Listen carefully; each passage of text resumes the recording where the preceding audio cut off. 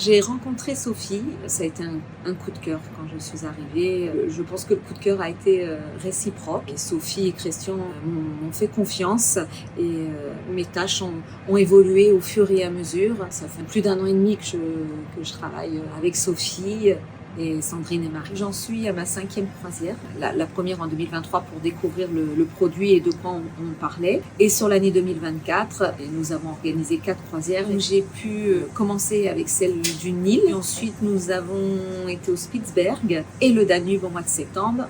Et nous finissons avec le Vietnam. Ça commence par toute l'organisation, les gestions au niveau de la croisière, c'est-à-dire que je prépare en amont avec Franck les menus, ce dont nous allons avoir besoin puisque nos croisières sont axées sur la gastronomie avec nos chefs. Donc il y a tout un travail en amont pour pouvoir fabriquer, constituer ces menus. Et puis également, nous avons du matériel à faire venir à bord pour nos passagers.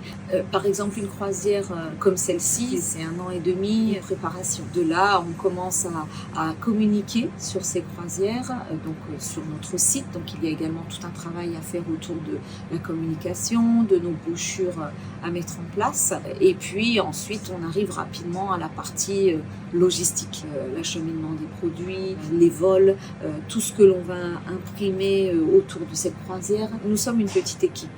Donc même si effectivement chacune a plus ou moins ses spécificités, on a tous un rôle à jouer avec nos passagers. On a 55% à 60% de nos passagers qui sont des repeaters. C'est pour ça que c'est important aussi finalement quand on vient sur les croisières, on rencontre nos passagers et le lien se crée. Chacune sait faire le travail de l'autre parce que c'est important de pouvoir avoir aussi cette polyvalence et puis de pouvoir répondre à tout moment à nos passagers avec qui nous tissons des liens amicaux, voire familiaux. Et à chaque fois, ce sont des croisières où on revient avec des souvenirs exceptionnels. Sur le Nil, c'était ma 2e croisière seulement. Et le premier matin où je me suis levée pour le petit déjeuner, j'avais oublié que nous avions le décalage d'1 heure.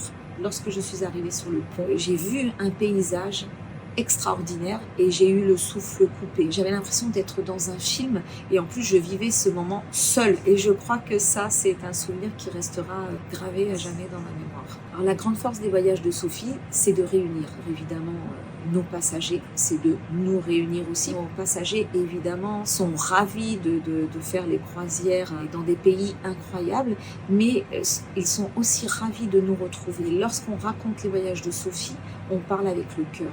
Et quand nos passagers sont à bord, ils le ressentent.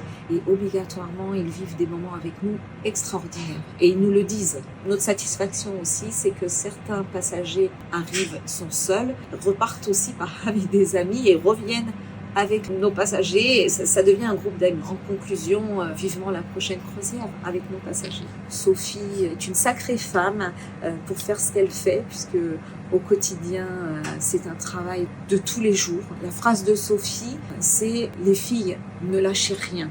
Il y a peu de femmes qui font ce qu'elle fait. Merci pour ça, merci pour sa grande confiance au quotidien.